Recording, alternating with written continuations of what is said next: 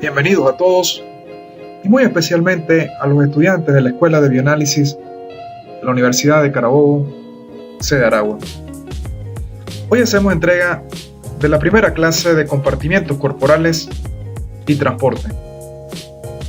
Esta presentación fue realizada por la Cátedra de Fisiología y Fisiopatología de la Escuela de Bioanálisis, sede Aragua, Maracay, Universidad de Carabobo, República de Venezuela.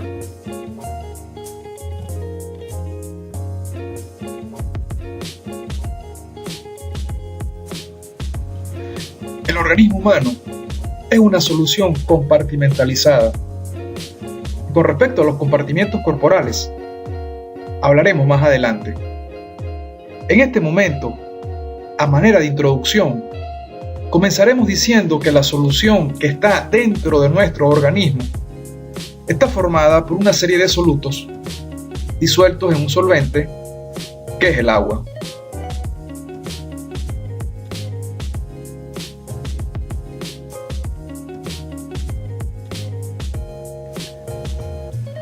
Las proteínas totales de nuestro organismo representan el 18% de nuestro peso corporal.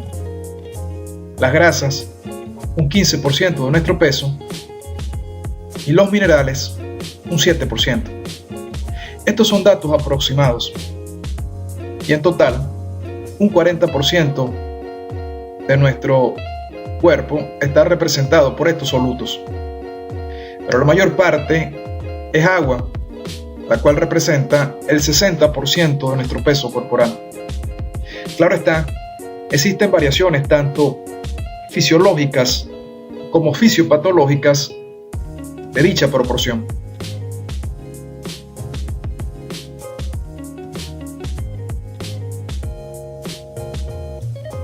Dentro de las variaciones fisiológicas tenemos aquellas debidas a la edad del individuo. Por ejemplo, si comparamos a un recién nacido con un anciano, el primero tiene mayor proporción de agua. El agua en un recién nacido puede llegar a representar el 78% de su peso corporal, mientras que en los ancianos dicha proporción se reduce a un 51% aproximadamente.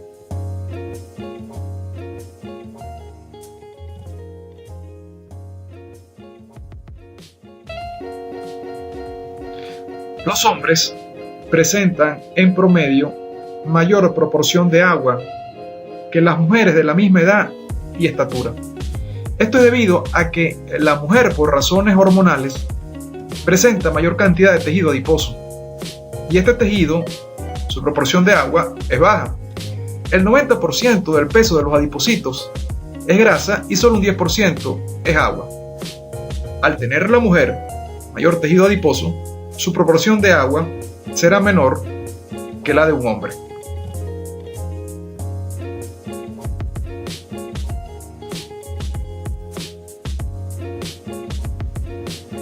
Una vez aclarado las proporciones aproximadas de agua y solutos, debemos conocer que existen seres vivos muy simples, que son unicelulares, y ellos obtienen lo que necesitan para su metabolismo del medio que los rodea. En este caso tenemos a las bacterias, que son células procariotas, y a los protozoarios, que son células eucariotas.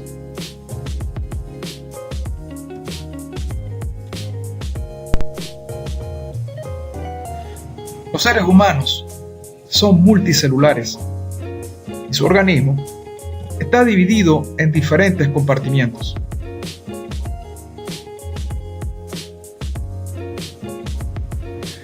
El presente esquema es un modelo de lo que sería el cuerpo humano con el límite del mismo del universo que lo rodea. La piel limita nuestro cuerpo del exterior, pero no solo la piel, también las mucosas, el aparato digestivo, el aparato respiratorio y del aparato genitourinario.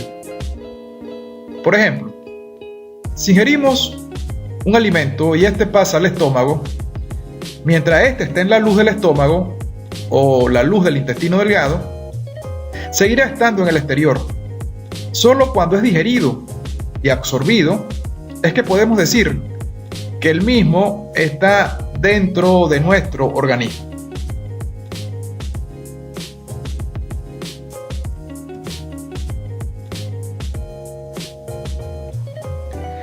A su vez, nuestro organismo presenta compartimientos. Acá estarían representadas las millones de células de nuestro organismo, y esto es lo que se conoce como compartimiento intracelular. Todo lo que está entre ellas es el compartimiento extracelular.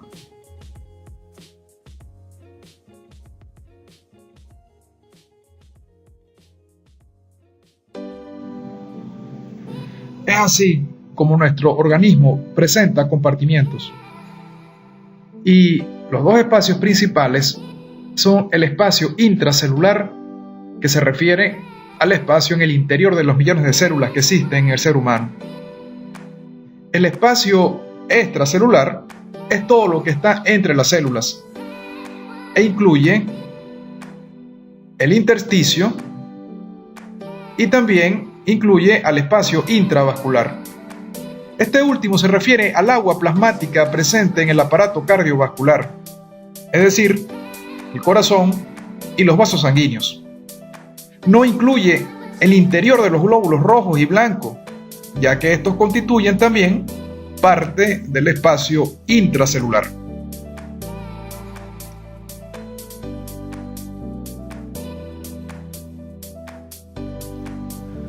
Como ya dijimos anteriormente, el agua corporal representa el 60% del peso corporal. El agua se distribuye en todos los compartimientos corporales y mantiene la siguiente proporción que observamos en el esquema. El agua en el espacio intracelular representa el 40% del peso corporal y el agua extracelular representa el 20% del peso corporal total.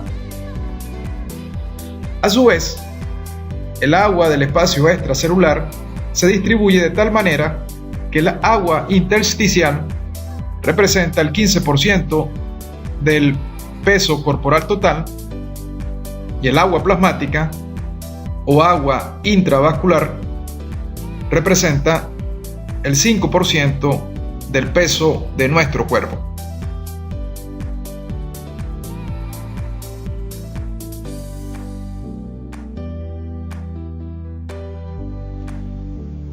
Una vez teniendo claro que nuestro organismo alberga una solución donde el agua ocupa una proporción muy grande y que esa solución está repartida en una serie de compartimientos que son el intracelular, el extracelular y que este a su vez incluye al intersticio y al agua plasmática contenida en el espacio intravascular, tenemos que entender que entre los diferentes compartimientos existen flujo de agua y de soluto constantemente, y no solo entre los diferentes compartimientos, sino además con el espacio que nos rodea.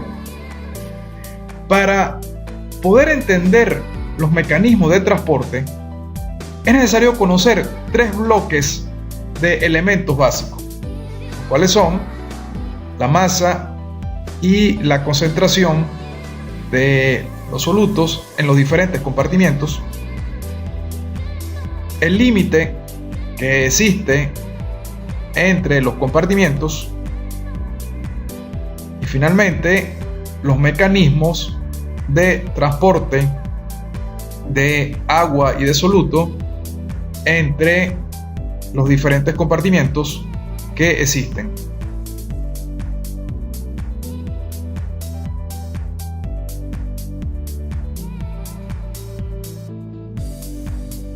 Para entender el punto A, se debe conocer lo aprendido con anterioridad en la carrera con respecto a los conceptos y aplicaciones de lo que son los átomos, el número atómico, el peso atómico, lo que son las moléculas, el peso molecular, los tipos de enlaces para formar moléculas, entre ellos los enlaces covalentes, los enlaces iónicos, el concepto de mol, de molaridad, el concepto de los iones, los equivalentes y la normalidad. Y el único concepto novedoso que estudiaremos en la presente clase se refiere a lo que es el osmol y la osmolaridad. Veamos a continuación.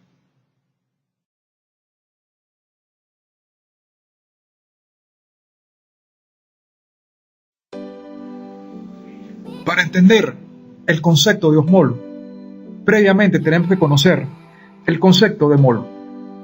Un mol es la cantidad de sustancia que contiene 6,02 por 10 a la 23 átomos o iones o moléculas y en general partículas. Cuando, por ejemplo, tenemos 6,02 por 10 a la 23 moléculas de algo, allí tenemos un mol y lo que pese esta cantidad será el peso molecular de la molécula en cuestión. Ahora, teniendo claro el concepto de mol, veamos a continuación cuál es el concepto de osmol.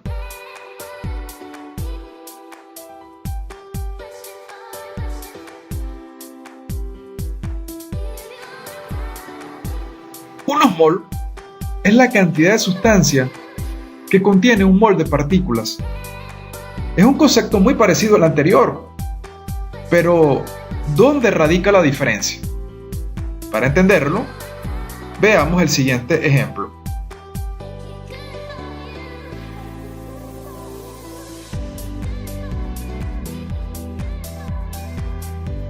Imaginemos que tenemos un recipiente con agua y allí disolvemos una serie de sustancias en unas cantidades específicas.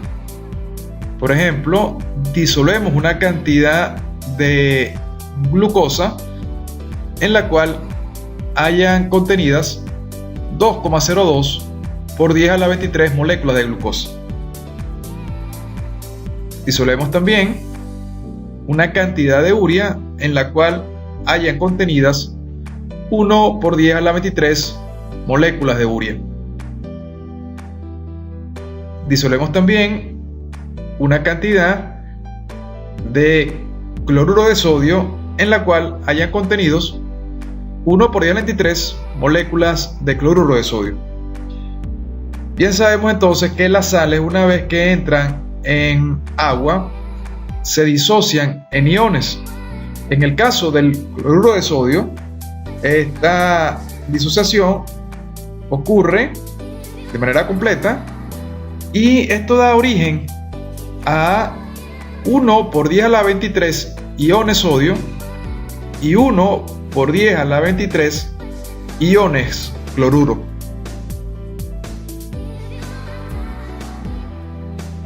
Finalmente, disolvemos galactosa, que es un carbohidrato, y disolvemos una cantidad en la cual hayan contenido 1 por 10 a la 23 moléculas de galactosa. Cuando hacemos la sumatoria total de las moléculas e iones disueltos en el agua, esto nos da un total de 6,02 por 10 a la 23 moléculas, iones, es decir, una mezcla bien heterogénea.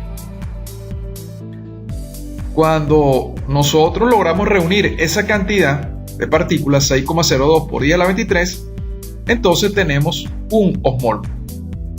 ¿En qué se diferencia el osmol del mol? Veamos a continuación.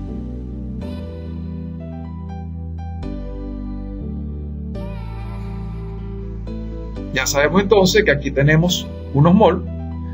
Si tuviéramos 6,02 por 10 a la 23 moléculas de una misma sustancia, allí también existe un osmol. Entonces, la diferencia entre el mol y el osmol es que cuando hablamos de mol, necesariamente estamos hablando de un solo tipo de sustancia. Cuando hablamos de osmol, puede ser un solo tipo de sustancia o una mezcla de sustancias diferentes.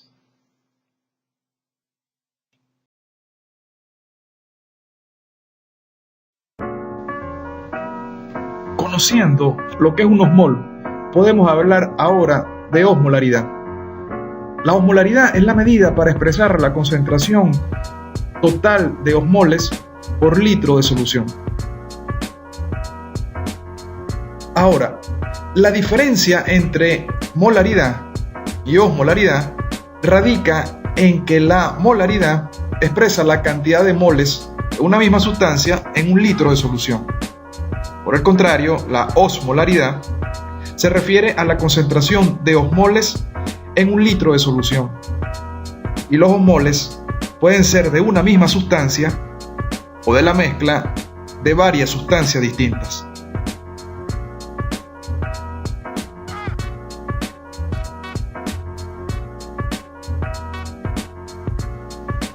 Antes de seguir hablando de osmolaridad, tenemos que hablar de un punto muy importante, como lo es las propiedades coligativas del agua. Y esto se refiere a lo siguiente. El punto de ebullición del agua a nivel del mar es 100 grados centígrados. El punto de congelación es 0 grados centígrados y la presión de vapor de agua a 37 grados centígrados es de 47 milímetros de mercurio.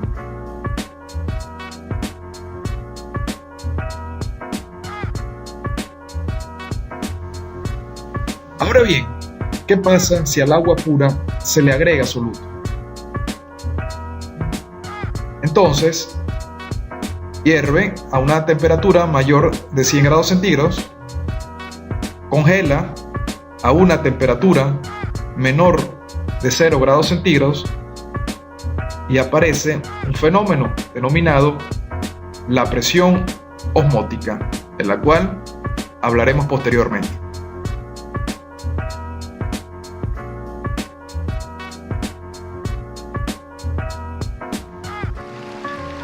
Si tenemos un osmol en un litro de solución, esta solución ya no congela a 0 grados centígrados, sino que congelaría a una temperatura de menos 1,86 grados centígrados.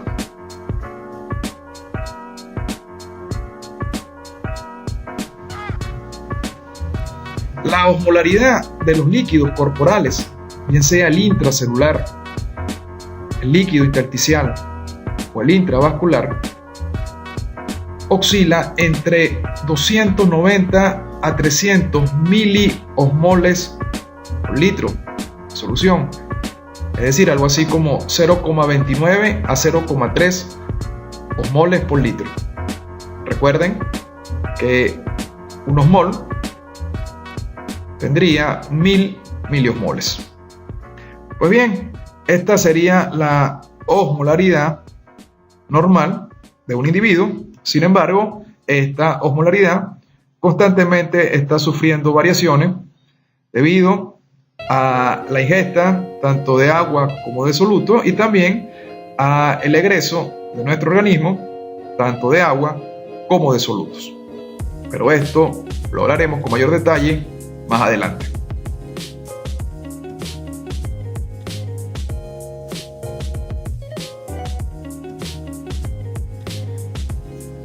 Entonces, ya hemos estudiado hasta este momento el primer punto que se refiere a la masa y concentración de las soluciones de los compartimientos.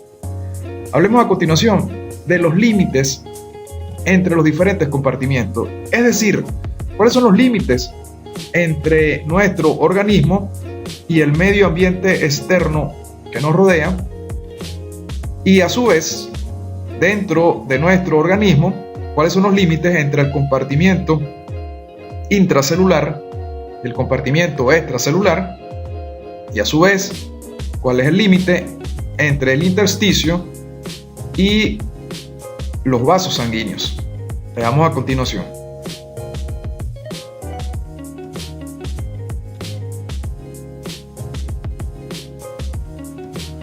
La piel es el límite entre el organismo y el medio ambiente externo.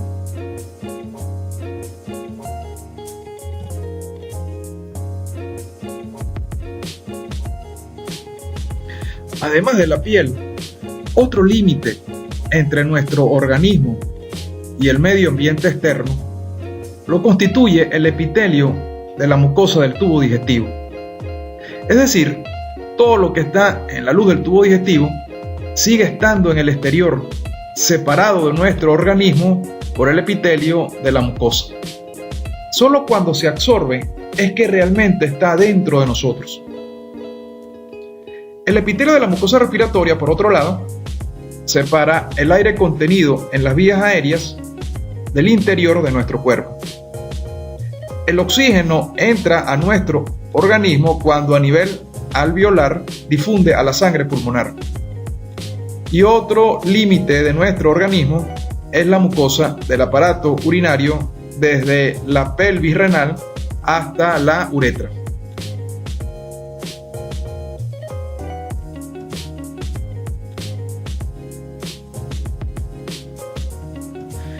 El límite entre los vasos sanguíneos y el intersticio es precisamente en la pared de los vasos sanguíneos, tanto la pared de las arterias, arteriolas, capilares, vénulas y venas. Pero el sitio de intercambio de sustancias entre la sangre y el intersticio de los tejidos es a nivel capilar.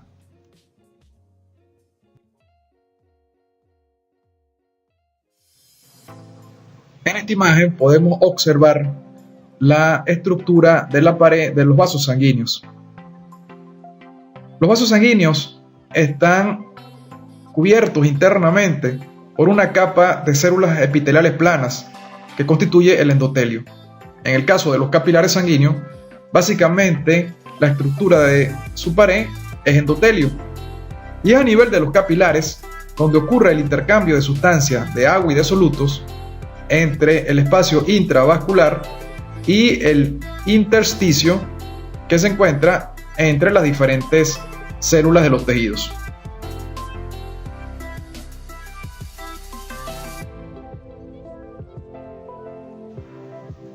La membrana plasmática es el límite entre el espacio intracelular de las millones de células de nuestro organismo y el espacio extracelular que la rodea. Está compuesta por dos láminas que sirven de contenedor para el citosol y los distintos organelos de la célula, así como también otorga protección mecánica. Está formada principalmente por fosfolípidos, colesterol y proteínas. La principal característica de esta barrera es su permeabilidad selectiva, lo que le permite seleccionar los iones y moléculas que deben entrar y salir de la célula. De esta forma, se mantiene estable el medio intracelular.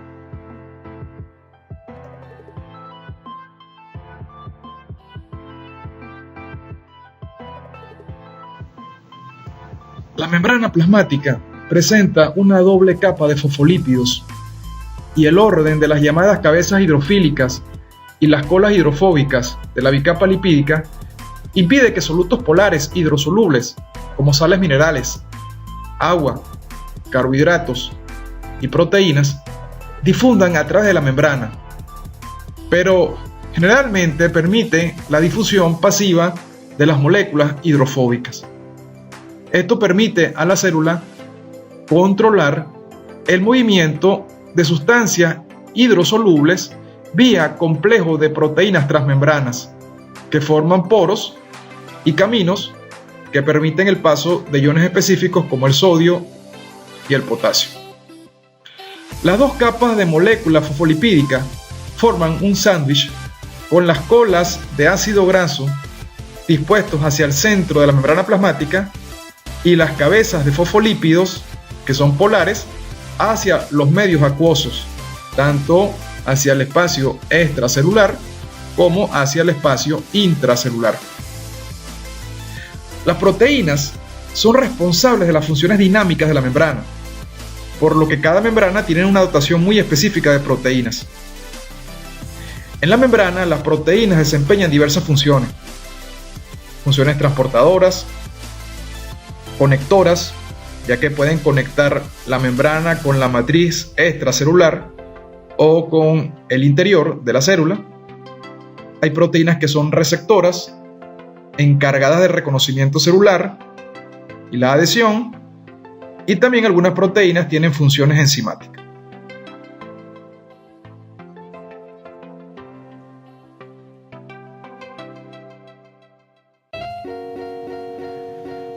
Entonces, ya hemos visto de manera muy resumida el aspecto A y el aspecto B, que son necesarios para entender los diferentes movimientos de sustancias entre los diferentes compartimientos. Ahora sí, vamos a comenzar a estudiar los mecanismos de transporte. Veremos a continuación cuáles son esos mecanismos de transporte de sustancias que ocurre entre los diferentes compartimientos corporales y entre nuestro organismo y el medio ambiente que nos rodea.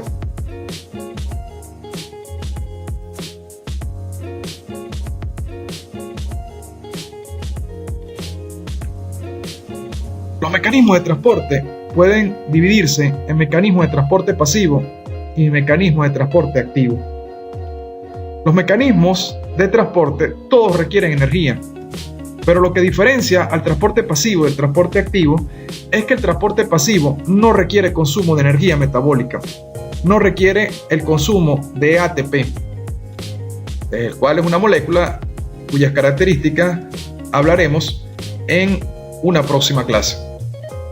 En el caso del transporte activo, este tipo de mecanismo sí requiere consumo de energía metabólica, requiere consumo de ATP.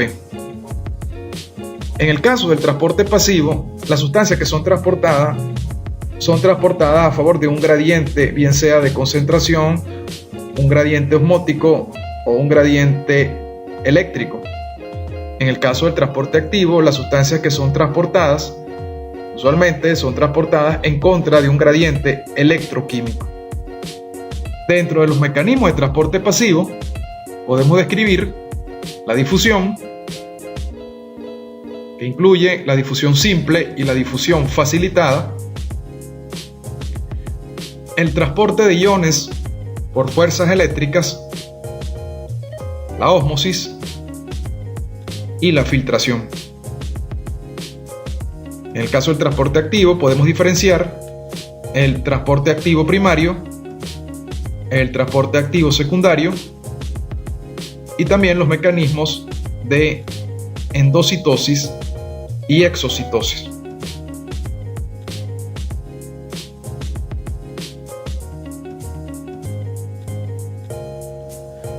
Concluimos así la primera entrega de la clase referente a los compartimientos corporales y transporte. En la segunda clase hablaremos con mayor detalle de los mecanismos de transporte y sus principales características.